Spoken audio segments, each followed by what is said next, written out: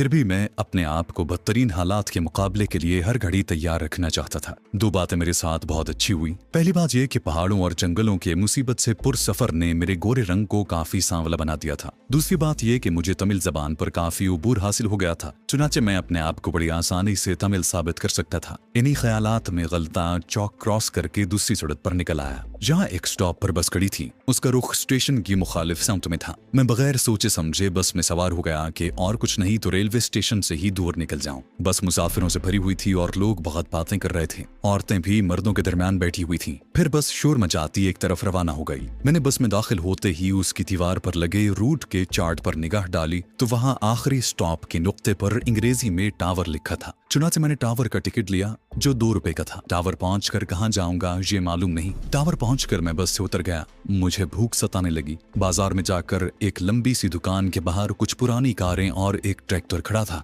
2-3 मिस्त्री वहां काम कर रहे थे। दुकान के ऊपर गुजराती और हिंदी में गुजराती केसर भाग गैराज लिखा था। मैं सीधा गैराज के मालिक के पास चला गया। वो एक उधेड़ उम्र का मोटे पेट वाला जर्द रू गुजराती था जो काउंटर के पीछे ऊंची गद्दी पर बैठा किसी को फोन कर रहा था और दरमियान में नजरें उठाकर मेरी तरफ भी देख लेता। फिर फोन बंद करके मुझसे मुखातिब हुआ, तुम्हें कौन छेरे, क्या चाहिए बोलो। मैंने करीब जाकर कहा, सेठ जी मैं तमिलनाडु का रहने वाला हूँ, यतीम हूँ, कोई संगी साथी में ही है, चाकरी की तलाश है, कोई काम मिल जाए तो बड़ी सेवा करूंगा। सेठ ने तिरछी नजर से मुझे देखा और नफरत से हाथ झटक कर बोला, अबे चलो आगे, ये कोई धर्मशाला नहीं है। अब मैंने मुकद्दस नक्श से काम लेने का फैसला कर लिया। मैंने कलमा शरीफ पढ़कर एक निगाह अपने गले में लटके हुए नक्श पर डाली। फिर सेठ की आंखों में आंखें डालकर दिल में कहा, तुम मुझे मुलाजिम रखो फौरन। जब मैंने उसे नजरें हटाई तो सेठ की काया पलट चुकी थी। उसका लहजा ही बदल गया था। सर पर रखी हिंदुआना टोपी उतार कर अपने गंजे सर पर हाथ फेरा और बोला, अरे तू घर पर काम करेगा? मैंने कहा, हाँ सेठ, क्यों नहीं करूंगा। सेठ ने अपने किसी नौकर को आवाज दी और कहा, अंतनिया अबे इसे हवेली पर ले जा, सेठानी जी से कहना इसे खेत पर लगा दे। अरे जा, मेरा मुंह क्या दिख रहा है। फिर वो मुझसे मुखातिब हुआ, अरे तेरा नाम क्या है। मैंने जल्दी से कहा, राथन। उस वक्त यही नाम मेरे जहन में आया। बोला, ठीक है जा, धनिया इसे ले जा। धनिया ने मुझे एक पुरानी फटीचर सी जीप में बिठाया और सेठ की हवेली की तरफ चल दिया। सेठ की हवेली शहर के मज़ाफात में खेतों के दरमियान वाक़ थी। मोटी जर्द रू सेठानी ने मेरी तरफ देखकर नाक चढ़ाई, अबे धनिया, पहले क्या नौकरों की कमी थी जो इसे ले आया है, चल इसे खेत पर लगा दे। खेत में पहले ही 2 आदमी काम कर रहे थे। मैं भी उनके साथ काम करने लगा। जब भूख ने बुरा हाल कर दिया तो मैंने एक मजदूर से पूछा, भोजन कब मिलेगा। एक मजदूर हंसकर बोला, अबे भोजन यहाँ ना ही मिले है। दोपहर भी गुजर गई, फिर तीसरा पहर हो गया। मैंने कुछ नहीं खाया था। वहां पड़े घड़े से मैं मिट्टी के प्याले में पानी पीने बैठा था कि हवेली की तरफ से सेठानी के चीखने चिल्लाने की आवाजें आईं। सांप ने काट लिया, अरे दौड़ो, सांप ने काट लिया। दूसरे मजदूरों के साथ मैं भी हवेली की तरफ भागा। सेठानी बुरी तरह रो रही थी। उसका 16-17 साल का लड़का किसी काम से हवेली के पिछले हिस्से में कोठरी में गया था कि उसे सांप ने डस लिया। वो लड़का तख्त पर लेटा रो रो कर कह रहा था कि माता जी मुझे बचा लो। सांप के जहर ने असर करना शुरू कर दिया था और उस पर गुनूदगी तारी होती जा रही थी। मैंने जल्दी से सीधा कर दिया हुआ स्याहमन का निकाला और पूछा, सांप ने कहाँ काटा है। बैन करती रोती पीटती माँ ने अपने लखते जिगर की पिंडली से पाजामा हटाते हुए कहा, यहाँ डसा है। लड़के की पिंडली पर सांप के दांतों के 2 नन्हे से निशान ऊपर नीचे बने हुए थे। मैंने मनका सांप के दांतों के निशान पर रख दिया और दिल से दुआ मांगने लगा, या अल्लाह इस मनके में असर डालना, मुझसे इस माँ का रोना नहीं देखा जाता। दोनों मजदूर, घर के नौकर और लड़के की माँ आंसू भरी निगाहों से मनके को देखने लगे। माँ तो बराबर रोई जा रही थी। वो नौकरों से बार बार कहती, अरे जाओ इसके पिता को बुला लाओ। मेरी निगाह मनके पर जमी हुई थी। फिर ये देखकर मेरा दिल खुशी से उछल पड़ा कि मनका आहिस्ता आहिस्ता फूल रहा था। सांप का मनका जहर चूस रहा था। देखते ही देखते मनका आलू बुखारे जितना हो गया, जबकि उसका असली हुजुम बेर जितना था। चंद लम्हों बाद मनका जख्म से नीचे गिर गया। मैंने जल्दी से मनका उठा कर निचोड़ा तो उसमें से स्याह जहर टपकने लगा। लड़के ने आंखें खोल दी। मैंने उसी वक्त टाट का एक टुकड़ा मंगवा कर फर्श पर गिरे हुए जहर को अच्छी तरह साफ किया और उस टाट के टुकड़े को जमीन में दबा देने की हिदायत की। जिस्म से जहर का असर जायल हो जाने से लड़के को होश आ गया और वो उठ बैठा। कुछ न पूछे उसकी माँ का क्या हाल था। वो मुझे बार बार सीने से लगाती और मेरा माथा चूम कर कहती, तुम भगवान के अवतार हो, तुमने मेरे बच्चे की जान बचाई है, तुम्हें भगवान ने यहाँ भेजा है। मैंने कहा, माता जी मुझे भूख लग रही है। उसी वक्त मेरे आगे भोजन के 2 थाल रख दिए गए जो कचोरियों, मिठाइयों और फलों से भरे हुए थे। मुझे सख्त भूख लग रही थी। मैं तमाम कचोरियां और मिठाई चट कर गया। इतने में सेठ भी धोती संभालता वहां पहुंच गया। जब उसे पता चला कि मैंने उसके बेटे को सांप के जहर से बचा लिया है तो वो अपने बेटे से लिपट गया। फिर मुझे गले लगाकर बोला, राथन तुमने मेरे बच्चे की जान बचाई है, तुम भगवान के अवतार हो। उसी वक्त मुझे गुस्ल कराया गया। नया कुर्ता पाजामा पहनाया गया, बाजार से मेरे नाप का नया जूता मंगवा कर पहनाया गया, गले में फूलों के हार डाले गए और मुझे एक सफेद बिछोने पर बिठा दिया गया। इस दौरान में नौकर स्टोर रूम से सांप को निकाल कर हलाक कर चुके थे। सेठ ने कहा, बिरजू की माता, ये वही सांप है जिसने आज सुबह स्टेशन पर टिकट बाबू को डसा था। कोई नागिनी औरत इस सांप को लेकर शहर में उतरी थी। वो बोली, है भगवान, तेरी कृपा से मेरे बच्चे की जान बच गई। मैं ये सब कुछ सुन रहा था। मुझे अच्छी तरह इल्म था कि वो सांप सिद्धा का सांप बेटा नहीं था। अगर वही सांप होता तो सबसे पहले मेरे पास आता, क्योंकि जंगल में सिद्धा ने उसे मेरे जिस्म की बू सूंघाई थी और सांप एक बार अगर किसी आदमी के जिस्म की बू सूंघ ले तो उसे कभी फरामोश नहीं करता। दूसरे, अगर ये वही सांप होता तो शायद मेरा मन का भी सेठ के लड़के की जान नहीं बचा सकता था। मेरा ख्याल सिद्धा के सांप बेटे की तरफ निकल गया। खुदा जाने वो कहाँ होगा। सबसे पहले वो उसके पास पहुंचेगा। सिद्धा का ख्याल आते ही मैं उदास हो गया। फिर मेरे ख्यालात का सिलसिला सेठ की आवाज ने तोड़ दिया। वो पूछ रहा था, राथन बेटे, तुमने सांप का ये मनका कहाँ से लिया है? ये जरूर तुम्हें किसी महर्षि ने दिया होगा। मैंने कहा, हाँ सेठ जी, ये मनका एक महर्षि की मुकद्दस निशानी है। मैं इसे अपने से कभी जुदा नहीं करता। सेठानी अपने बेटे को मौसमियों का रस पिला रही थी। रस का एक गिलास मुझे भी दिया गया। रात को मेरा बिस्तर हवेली के आंगन में लगा दिया गया और ऊपर मच्छरदानी भी डाल दी गई। रात को खाने में तरतराते हुए पराठे और बैंगन का भरता मिला। एक मुद्दत के बाद ऐसी खुराक मिली थी। डट कर पेट भरा और फिर ऐसा सोया कि होश न रहा। आंख खुली तो आंगन में धूप भरी हुई थी। नौकर आगे पीछे फिरने लगे। सबसे पहले मैंने जेब में हाथ डालकर सिद्धा के मनके को देखा। वो मौजूद था। सेठानी आंगन वाले तुलसी के पेड़ को पानी दे रही थी। फिर उसने चिड़ियों के लिए चावल बखेरे। मुझे मसहरी से बाहर आते देखकर मेरी बलाएं ली। मैंने उम्दा खुशबू वाले साबुन से गुस्ल किया, कपड़े पहने और घर के मक्खन के साथ पराठा खाया और दूध का ताजा गिलास चढ़ाया। सेठ मुंह में मसवाक लिए अखबार पढ़ता हुआ आंगन में दाखिल हुआ। लो सेठानी, देखो कल वाली नागनी औरत की तस्वीर छपी है। मैं आंगन वाले हैंड पंप के पास बैठा कुल्ली कर रहा था। वहीं एक लम्हे के लिए ठिठक गया। फिर तौलिए से हाथ पहुंचकर सेठ के पास आ गया। सेठ ने मुझे अखबार दिखाते हुए कहा, देखो राथन बेटे, ये वही नागनी औरत है जिसके सांप ने कल रेलवे स्टेशन पर टिकट बाबू को डस दिया था।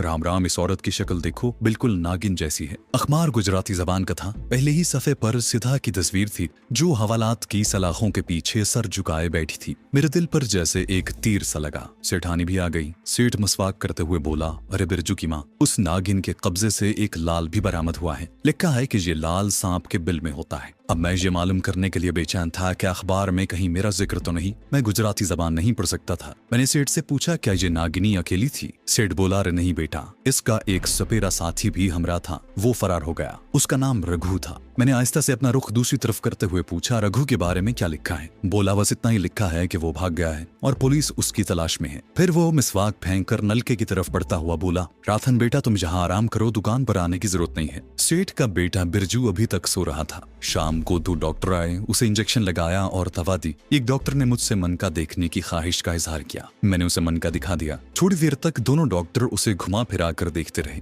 एक डॉक्टर ने दूसरे से अंग्रेजी में कहा, ये कोई फ्रॉड है, सेठ को बेवकूफ बना रहा है। हकीकत में सांप जहरीला नहीं था। फिर वो दोनों मुस्कुराते हुए चले गए। मुझे उन पर गुस्सा तो बहुत आया, मगर मुझे उनसे कोई सरोकार नहीं था। गुजराती अखबार की उस खबर ने मुझे काफी परेशान कर दिया था कि सिद्धा हवालात में बंद है और पुलिस उसके साथी को शहर में तलाश कर रही है। सेठ जीप में बैठकर अपनी दुकान पर चला गया तो मैंने एक गुजराती नौकर से अखबार की खबर दोबारा पढ़वा कर सुनी। सिद्धा का एक जुर्म तो ये था कि उसने टिकट कलेक्टर पर सांप फेंककर उसे हलाक करवाया और दूसरा जुर्म ये था कि उससे एक बेशकीमत लाल बरामद हुआ था, जो वो कर्नाटक के सरकारी अजायब घर से चुरा कर ला रही थी। ये सरीहन नाइंसाफी थी, मगर मैं सिद्धा की कोई मदद नहीं कर सकता था। मुझे खुद अपनी फिक्र पड़ गई थी। सिद्धा से पुलिस ने मेरा पूरा हुलिया मालूम कर लिया था और ये सारा हुलिया अखबार में दर्ज था। वो तो मेरी खुशकिस्मती थी कि हवेली के लोगों की आंखों पर मेरे एहसानात का पर्दा पड़ चुका था। इलावाजी मैंने गुस्ल खाने में जाकर शेव बनाते वक्त अपनी मूंछों को कुतर कर बहुत छोटा कर लिया था, जो काफी बढ़ गई थी। अब मैं यहाँ से 9-2-11 होना चाहता था। इतनी मालूमात मैंने नौकर से हासिल कर ली थी कि बड़ौदा से अहमदाबाद को बसें भी जाती हैं, माल लेकर ट्रक भी जाते हैं और माल बरदार ट्रक रात को चलते हैं, जो अगले रोज दोपहर को अहमदाबाद पहुंच जाते हैं। इसके लिए मुझे रकम की जरूरत थी। सेठानी से रकम वसूल करना कोई ज्यादा दिक्कत तलब काम नहीं था। दोपहर के खाने के बाद मैंने ड्रामा शुरू कर दिया। पहले उदास हुआ, फिर आंखों में आंसू भर लाया। सेठानी मेरे सामने बैठी, मुझे पंखा चल रही थी। वो बेचारी नेक औरत परेशान हो गई। मैंने उसे बताया कि तिरचनापली में मेरी माँ सख्त बीमार है। मैं उसके इलाज के लिए पैसा कमाने आया था। खबर नहीं वो जिंदा भी होगी या नहीं। सेठानी ने कहा, बेटा राथन, तुम क्यों रोते हो? मैं तुम्हारी माता जी को रुपए भेज देती हूँ, वो अपना इलाज करवा लेंगी। मैंने आंसू पोंछकर कहा, माताजी वहां अकेली है, उनके पास कोई नहीं है। अगर आप मुझे पैसे दे दें तो मैं उन्हें देकर आ जाऊंगा। सेठानी ने पंखा हाथ से रखा और साड़ी के पल्लू से चाबियों का गुच्छा खोलते हुए बोली, कितने पैसे चाहिए तुम्हें बेटा? मैंने बड़ौदा से अहमदाबाद, फिर अहमदाबाद से उदयपुर और वहां से आगे पाकिस्तान तक अपने अखराजात का मोटा मोटा हिसाब जहन में लगाया और कहा, बस सेठानी जी, आप मुझे 1000 रुपए दे दें, मैं वापस आकर आपकी एक एक पाई चुका दूंगा। वो बोली, अरे बेटा इसकी क्या जरूरत है, तुम भी तो मेरे बिरजू हो, मैं भी लाती हूँ। नेक दिल सेठानी 100 रुपए के 10 नोट रुमाल में लपेट कर ले आई और मुझे देकर कहा, बेटा मुझे ये वापस नहीं चाहिए, तुम वापस आ जाना, तुम ही मेरे घर की लक्ष्मी हो। मैंने हाथ जोड़कर नमस्कार किया और कहा कि भगवान ने चाहा तो जल्द वापस आ जाऊंगा। फिर मैं वहां से निकला तो पीछे मुड़कर भी ना देखा। उस मजाफाती बस्ती में तरकारियों के खेतों में से जो सड़क शहर की तरफ जाती थी, उस पर होता हुआ एक बस स्टॉप पर आ गया। जहाँ लोगों से पूछता पूछाता उस अड्डे पर पहुंचा जहां से बसें अहमदाबाद को जाती थीं। जिस तरह हिंदुस्तान के हर शहर में लारियों के अड्डों पर रश होता है, यहाँ भी था। पहले ख्याल आया कि रात को कोई माल बरदार ट्रक पकड़ूं, फिर सोचा कि इतनी एहतियात कहीं किसी मुसीबत में न फंसा दे। खुदा पर भरोसा करके अहमदाबाद शहर का एक टिकट खरीदा और बस में सवार हो गया। बस मुसाफिरों से भरी हुई थी। उस बस को दूसरे रोज सुबह अहमदाबाद पहुंचना था। बस बड़ौदा के मज़ाफात से निकलकर हरे भरे खेतों, आम पपीतों के बागों और नदी नालों को अबूर करती अपनी मंजिल की तरफ बढ़ी चली जा रही थी। मैंने मुसाफिरों का गहरी नजरों से जायजा लिया। मुझे बस में कोई भी CID का आदमी दिखाई न दिया। मेरी तजुर्बाकार कमांडो निगाहें मुझे यही बता रही थी। बस के अगले हिस्से में कुछ औरतें भी बैठी थीं। 2 घंटे बाद बस एक कस्बे में थोड़ी देर के लिए ठहरी और फिर चल पड़ी। यूं ही शाम हो गई। बस अमरेली के शहर में 1 घंटा रुकी रही, जहां मुसाफिरों ने खाना खाया। मैं भी एक दुकान नुमा होटल में घुस गया और कोने वाली मेज पर बैठकर खाना खाने लगा। बस यहाँ से रवाना होकर 9 बजे किसी गुमनाम से कस्बे में सड़क के किनारे रुक गई। यहाँ चाय पी गई। गरज इसी तरह रुकते चलते आराम करते रात गुजर गई। दूसरे दिन का सूरज निकल रहा था कि बस अहमदाबाद शहर में दाखिल हो गई। मैं एक गैर मारूफ से होटल में ठहर गया। यहाँ एक दुकान से डायरी खरीदी जिसमें राजस्थान का नक्शा बना हुआ था। आगे राजस्थान का इलाका शुरू होने वाला था और मेरी मंजिल उदयपुर थी, जहाँ से मुझे सहराई इलाका अबूर करना था। पाकिस्तान की सरहद में दाखिल होना था। मैंने कागज पर उस सारे इलाके का छोटा सा नक्शा बना लिया और खास खास जगहों पर निशान लगा लिए और उन्हें जहन में बिठा लिया। उदयपुर के ऊपर जोधपुर का मशहूर शहर था। ये दोनों शहर थर के वसीओ अरीज शहरा में वाक़ थे और पाकिस्तान की सरहद से ज्यादा दूर नहीं थे। उदयपुर पाकिस्तानी सरहद से ज्यादा करीब था। मैंने यही सोच रखा था कि उदयपुर पहुंचकर कुछ ऐसी चीजें खरीद लूंगा जो मुझे सहराई सफर में काम आ सकती थी। दोपहर का खाना खाकर मैं शहर के एक गुंजान तिजारती मरकज में निकल आया। इलाका लाहौर का डब्बी बाजार से मिलता जुलता था। मैं अब अपने कुर्ते पाजामे से निजात हासिल करना चाहता था। चुनाचे एक दुकान से मेल खोरे रंग की जीन्स, उसी कलर की एक जैकेट और जॉगिंग शूज खरीदे। अहमदाबाद से ये चीजें ज्यादा बेहतर मिलती थी। बाकी चीजों की खरीद मैंने उदयपुर पर उठा रखी थी। हाँ, एक खंजर, छोटी सी नोटबुक और सिगरेट लाइटर भी खरीद कर जेब में रख लिए। ये सब रास्ते में काम आने वाली चीजें थीं। होटल के कमरे में मैं रात को कुर्ता पाजामा उतार कर जैकेट और तंग पतलून पहन ली। सुधा का दिया हुआ शाम कमन का, छोटी नोटबुक, लाइटर और बाकी बचे हुए करेंसी नोट और खंजर वगैरह अच्छी तरह संभाल कर रख लिए। मैं सुबह सुबह यहाँ से निकल जाना चाहता था क्योंकि उदयपुर जाने वाली लाली 4:30 बजे चलती थी। पुराने कपड़ों की गठड़ी सी बनाकर मैंने साथ रख ली। रात में अच्छी तरह सो न सका। मुंह अंधेरे दूर किसी मस्जिद से अजान की आवाज आई और एक मंदिर से घंटियों और आरती पूजा के भजन गाने की आवाजें बुलंद हुई। मैं उठकर बैठ गया। बाथरूम में जाकर गुस्ल किया। पुराने कपड़ों की गठड़ी उठाकर चुपके से होटल के अकबी दरवाजे से बाहर निकल आया। बाजार सुनसान पड़े थे। रिक्शा मिल गया जिसने मुझे लारी अड्डे पर पहुंचा दिया। लारी अड्डे पर ज्यादा रश नहीं था। टिकट लेकर मैं भी बस में बैठकर यूं ही ऊँघने लगा, मगर गोशा चश्म से माहौल का जायजा ले रहा था। बस सूरज निकलने से पहले ही रवाना हो गई। जब सूरज निकला तो बस एक ऐसी सड़क से गुजर रही थी जिसके दोनों जानिब कभी खेत आ जाते और कभी रेतीला मैदान शुरू हो जाता। थर का सहराई इलाका शुरू हो गया था। आगे चलकर पंजाब की तरह के कच्चे कच्चे मकान दिखाई देने लगे, जहां नारियल के बजाय खजूरों के दरख्तों की बहुतात थी। दूर कभी कोई ऊंट भी नजर आ जाता था। ये राजस्थान की लैंडस्केप थी। उदयपुर का शहर राजपूतों की अजमत रफ्ता की मखसूस यादगार था। ढलते सूरज की तिरछी नीम मलगजी किरणें दूर ऊंचे टीलों पर बने हुए पुराने कलों और कदीम महल्लात की बुर्जियों को चमका रही थी। घनी दाढ़ियों वाले राजपूत बूढ़े कांधों पर रंगीन चादरें डाले सड़क पर चले जा रहे थे। सड़क पर मोटर कारें, साइकिल और रिक्शे भी दिखाई दे रहे थे। मैं लारी अड्डे के मुसाफिर खाने में एक बेंच पर खामोश बैठा अपने अगले और आखिरी मिशन के बारे में सोच विचार कर रहा था। यह मिशन भारत का बॉर्डर क्रॉस करके पाकिस्तान में दाखिल होना था। मैं इस रास्ते से नावाकिफ था, लेकिन मेरा कमांडो अज़्म और इरादा, मेरा हौसला बढ़ा रहा था।